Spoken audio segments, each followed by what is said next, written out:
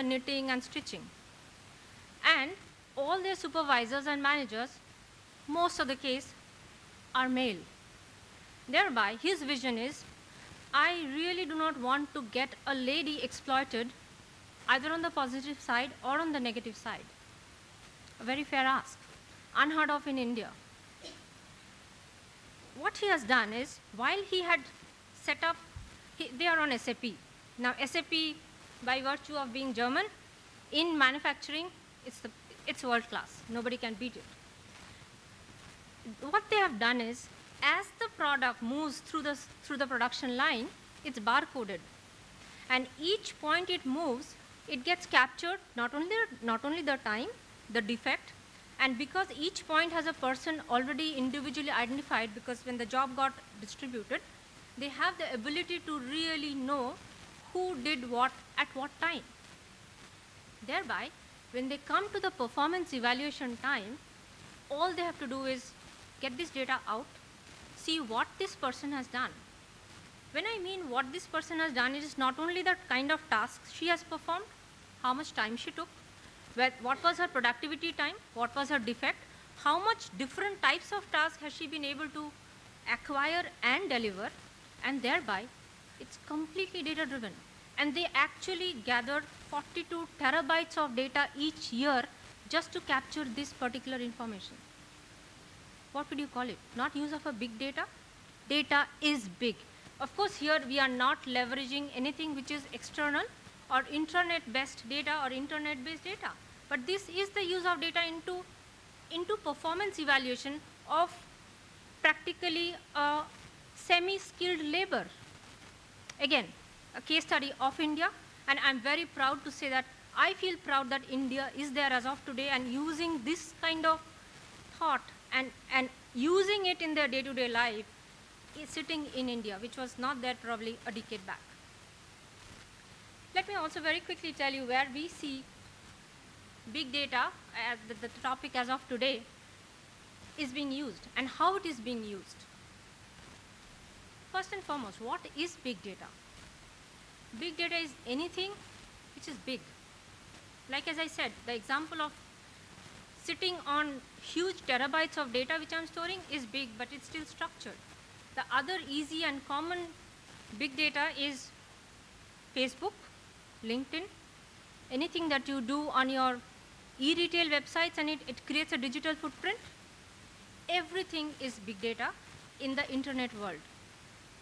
Do you know, or have you really noticed that when you have gone into any of these e-retail websites, looked through any of the products, and later on come into Google and come to search something, on the right-hand side it pops up and say, oh, there is a promotion going on this product? Have you guys ever ticked it? You did? How did they know where you were last time when you were there for that site? It means somebody is tracking your trail. Somebody is tracking which part of the screen you were looking. Isn't it that big data? Now, that is big data with respect to a e-retailer because they are tracking you, not only tracking your website movement, they are even tracking your mobile movement. You pass through a store, you'll get a message saying, on this product, this promotion is going on. How do they do it? This concept of what they have applied is called big data in simple terms. Now, how can you use it in context of HR? As I said, when this organization was hiring, we obviously started with analyzing trends. Later on, we improved upon because we started getting applications on the web. Now, when you put applications on the web, you at least have to have your email ID. If you have your email ID or if you are getting through referrals, they encourage referrals because they're a large workforce. They're also asking you to give your references of your LinkedIn and social media IDs. Now, the moment you are giving your social media ID, or I'm saying I got to know this person through LinkedIn, I can actually run what we call text analytics of what you have typed, what you have posted on these websites to see what is your mindset. Isn't it a bit unnerving? But that's what the power lies. Even before you hire the person, you can know what type of mentality that person is. All you need is a few IDs. The internet is out there open. Go look for it. It's as good as asking your neighbor of how am I? before you hire me. And it is in use in today's world, in India, irrespective of 14 official languages, 21 official languages. It's doable. Technology as of today is there, supporting these organizations who wants to adopt it. Similarly, productivity, the example that I gave.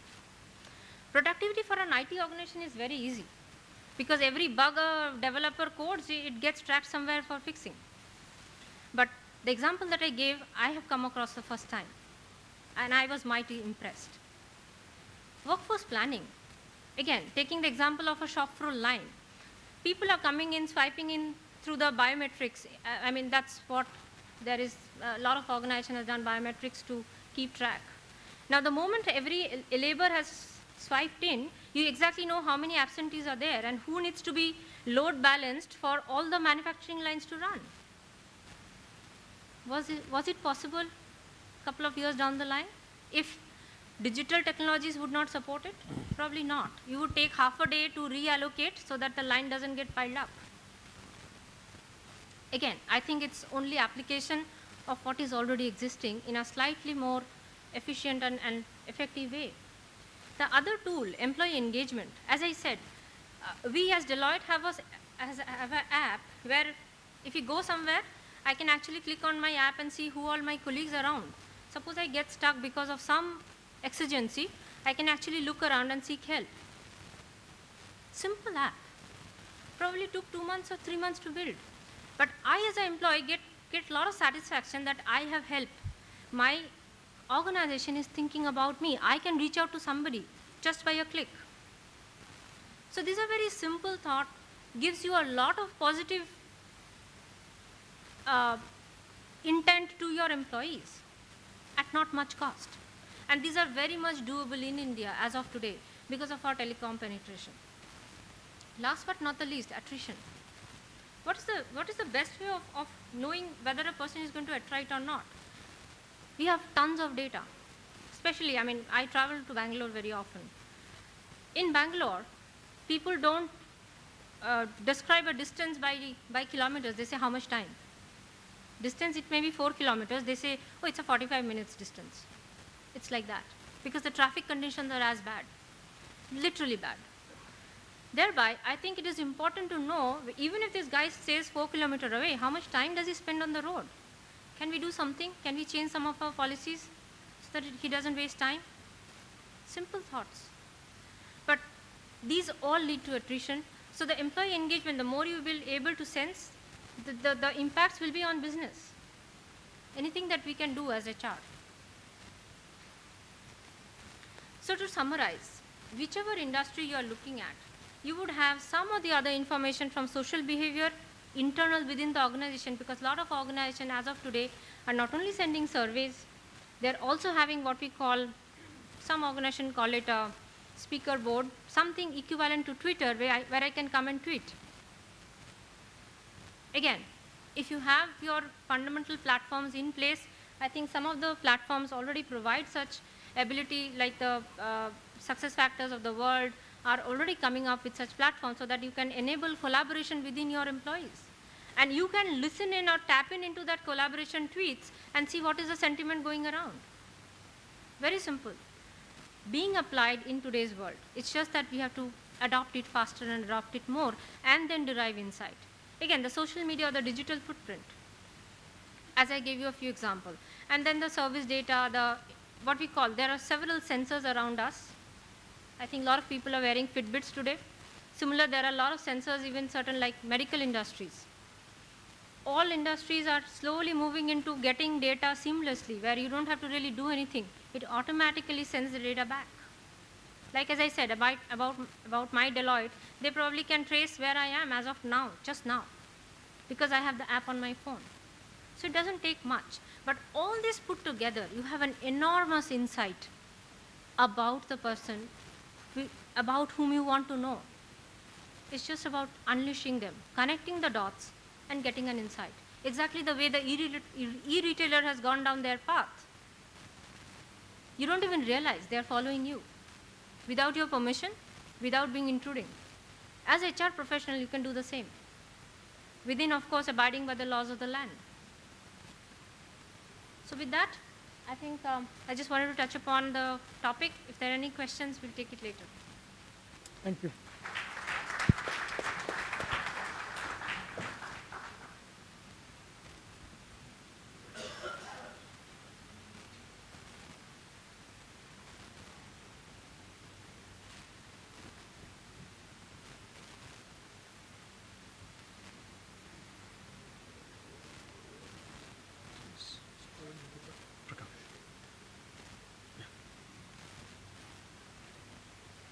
Okay, good afternoon, everyone. Okay, the PPTs are upgraded.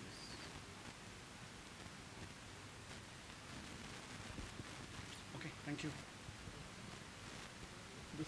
Okay, so first of all, I think let me make something very clear. I'm not a specialist on HR analytics, nor do I understand big data a lot, not any more than any of you guys, right? I'm an HR practitioner. I've made my career working in recruitment and then doing core HR operations, which is making employee files, going through audits, getting onboarding done, doing induction. So I've done the rigmarole of HR, and that is what I am. I'm an HR professional, right? So what I'm here to share with you guys is through this journey that I've had and with the customers that we work with, we've observed in terms of how does any HR professional, right? Forget about organization-wide initiatives of HR analytics. If any one of you guys had to start doing HR analytics, how do you go about, right? I'm here to discuss about that with you guys. How do you do it? What can you do? What are the simple steps that you can take is what I'd like to talk to you guys about, right? So our company's motto is simplify work life, so I'm going to keep it very simple. Not going to take more than 7 to 8 minutes to explain what I'm here to explain, and then we can deal with questions later, right? So before I start off, tell me something. How many of you guys still struggle with data? Most of us, right? Your HR head tells me, give me workforce demographics, business unit-wise, location-wise, gender-wise. How much time does it take for you to generate it and ensure that the data is accurate? Days? Sometimes it takes 15 days. You have to generate a report on the 15th. You start work on the 1st of the month. And on the 15th, sometimes, if you're lucky, you're able to get it done. So much of effort, so much of man-hours. You have one data guy along with you who you say, yaar, raat ko kaam karke jana, please. Ghar mat jana. We have to finish this report, right? That happens to all of us, right? That's done, right? Then what happens next? You've done that. You've been able to get that done. Then if you have data, you don't know what to do with it. Okay, I've got my data. Everything is there. I don't know what to measure. What tool should I use? Should I use a tool? Is there a measure?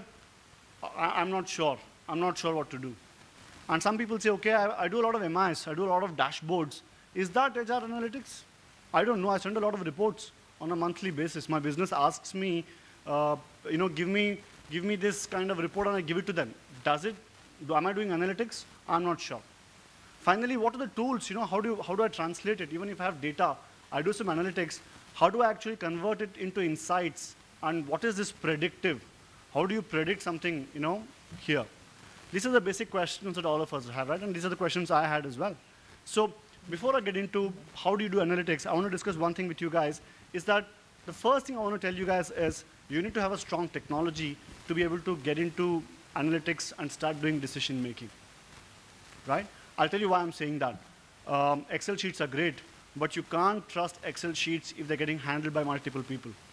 Eventually, you have to get onto a platform that will allow you to store data and have the peace of mind that the data you're putting there is accurate.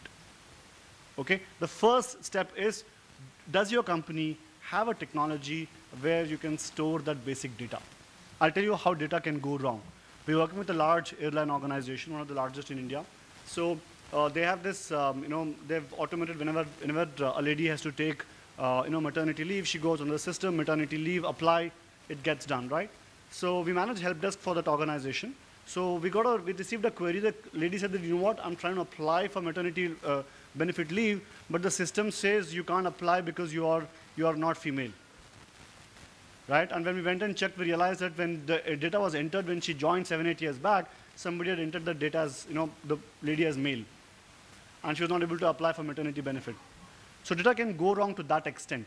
So it's important to ensure that you have the right technology and the right data getting into it to at least start the journey of HR analytics, right? So talking about technology, there are a lot of people here who's, we spoke of success factors, a lot of technology.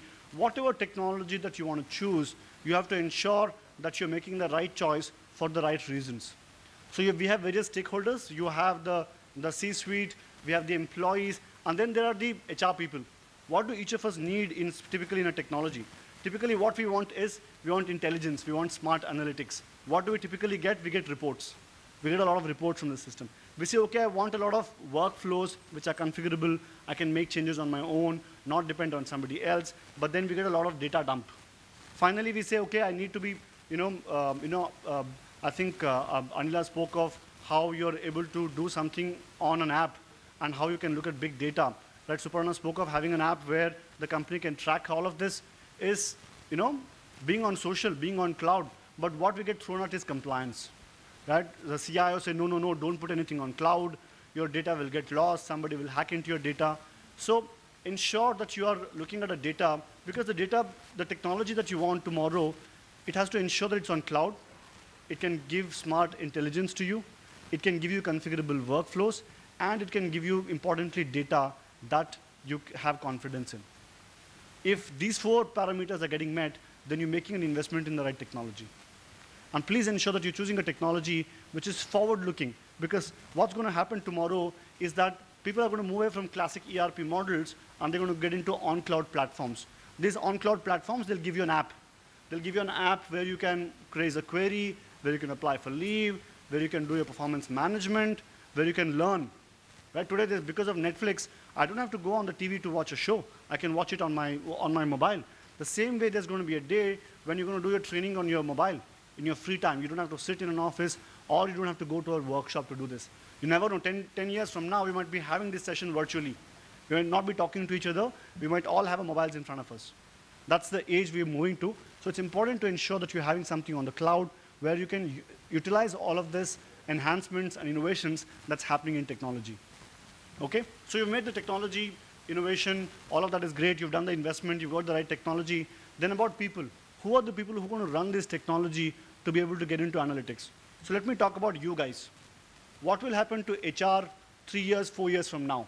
Somebody asked a question, are we going to be relevant with all of this technology, artificial intelligence, right? Facebook, when I came in here, it said, okay, you're in the Royal Plaza, you're going to this event for DMA, do you want to post it to your friends? Twitter tells me, do you want to tweet about it? That's artificial intelligence, right? So if artificial intelligence comes in, what's going to happen to our job? Will I still be relevant? Why the business managers might run HR on their own? What do they need us for? Right? Has this question ever crossed your mind? What will happen to HR? I mean, big data analytics, everything on the mobile, everything on technology. Business managers will do everything on their own. What am I going to do? So let's answer that question, right? So today, if you typically see in an HR organization, there are 4 kind of people. There's an employee, right? There are HR specialists, there are HR operations specialists. Then you have your HR BPs, who are typically called the business partners. And 4th, there might be some SMEs, like compensation, SME. Right? These are the 4 kind of people typically in an HR organization. Today, what happens is around employee, some companies have invested in technology. 20 to 25% of HR is done by an employee himself, where you have at least some kind of technology. What do I mean by that is, for example, I need a bona fide letter. Employee does it on his own. You don't have to go, give it to him. Apply for leave. If you have a leave application in your organization, he applies for leave. There were days when employee had to write a letter and give it. Those days are gone. You go on a system and you apply for leave, right? 20 to 25% today, an employee does HR work on his own. Okay? There is 30 to 35% today which an HR business partner does. Front-facing with the organization, ensuring the business managers need what they want, running performance, running strategic projects, 30 to 35%. The rest are being managed today by HR specialists and by HR operations people, who do mostly the back-end work, right? The way future is going to evolve is that 60 to 70% of the work of HR is going to be done by the employee himself. He doesn't need to talk to anybody. He doesn't have to walk into anybody. He doesn't need any sessions, counseling sessions, nothing. He just needs an app on his phone. He will do it everything on his own. How many of you actually go to a bank today? How many of you remember when was the last time you went to a bank? Okay? I'll give you a small anecdote. My grandfather was a banker. So in the early 90s, when Citibank came in and they decided to do an ATM, he was like, oh God, they've gone crazy.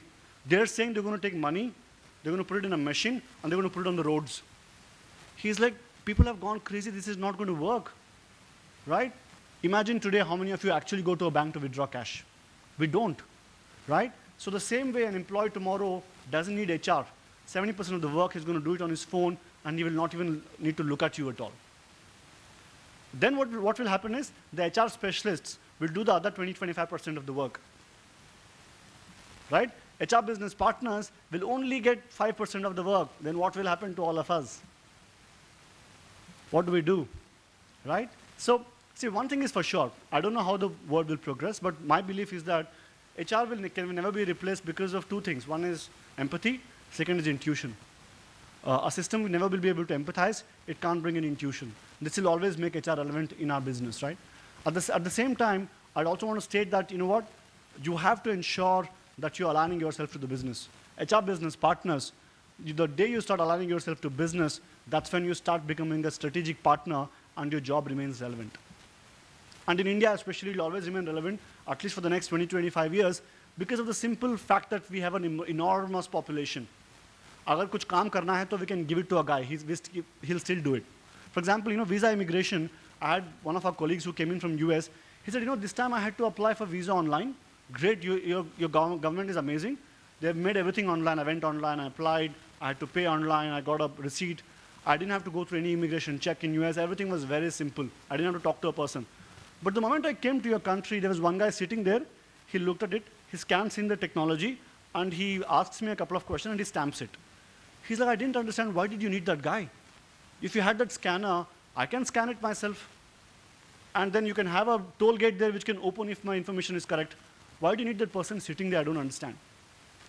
That's where US is going, because in US, the millennial population is very less. They don't have a lot of millennials. They don't have enough people to do the job.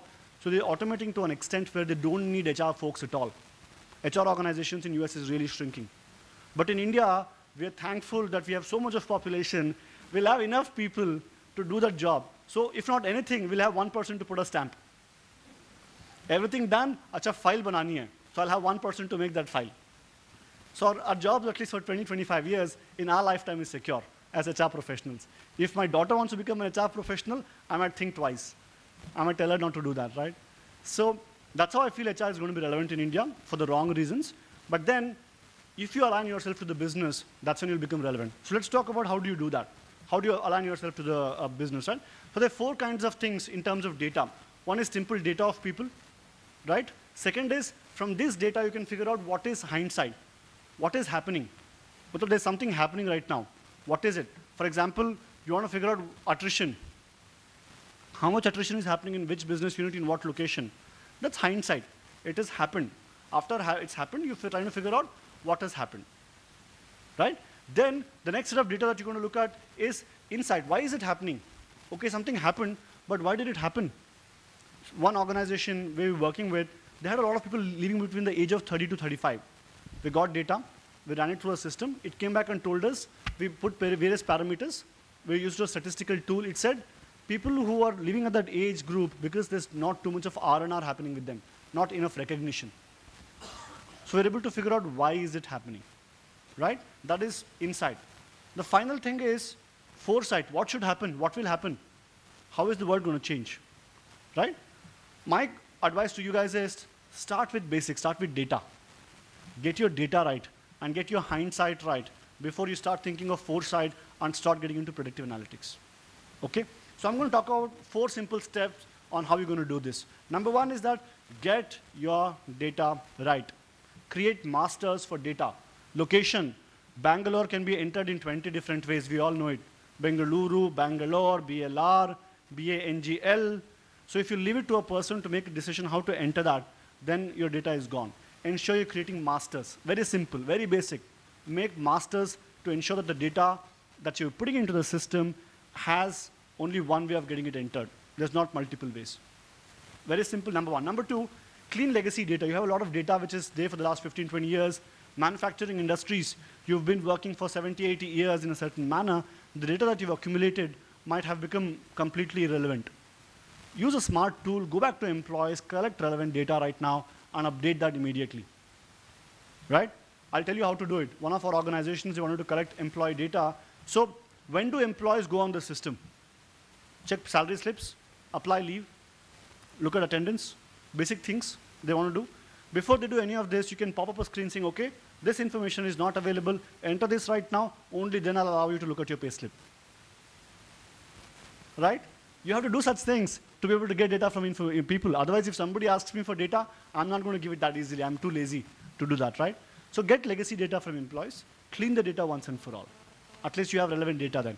Finally, ensure that you're doing audits. Whatever's getting entered today, that has to be accurate. You can't make a mistake again.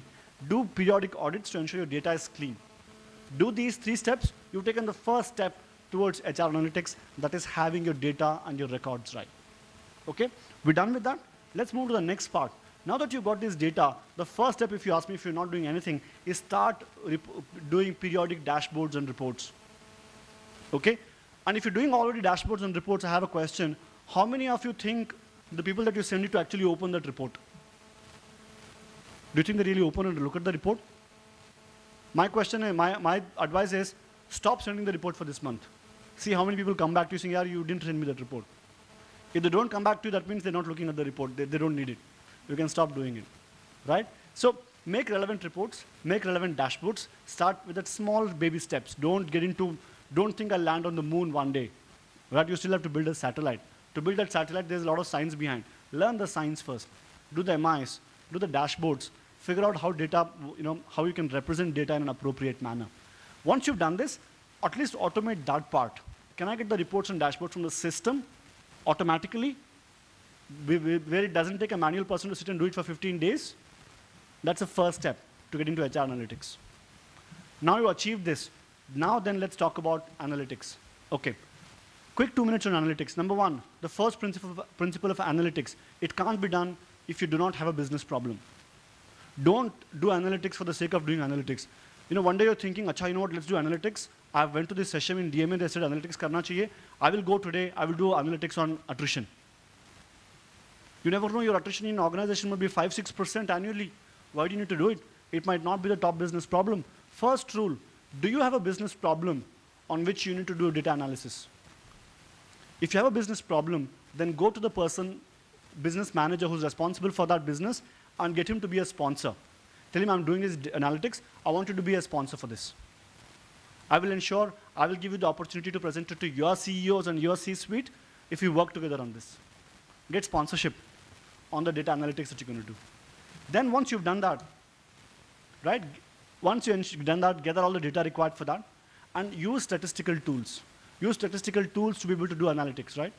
And there are a lot of statistical tools available in the market, right? You go on Google and say statistical tools for HR analytics.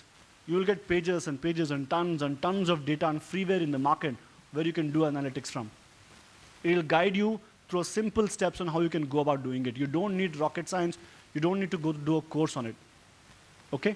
Business problem, gather data, go on the system, look for the right analytical statistical tool to gather and put the data through. Typically how analytics works is when you have a business problem, there is a p-value, typically in Six Sigma there's a p-value. It'll tell you whether there is a correlation or not, whether the data that you're gathering, is it impacting the overall business problem you're analyzing. The system will tell you. Once you have the results from that, that is what you can take and give it to your business manager. Okay, if attrition is happening, the data is telling me these are the 2 main reasons why attrition is happening.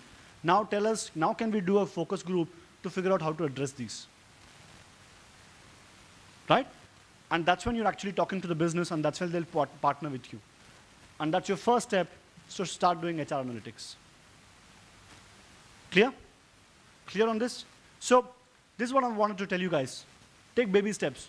Don't think I'm going to fly to the moon one day. None of us are Superman, right? We don't have the ability to fly, right? We need the tool, we need that satellite to take me there.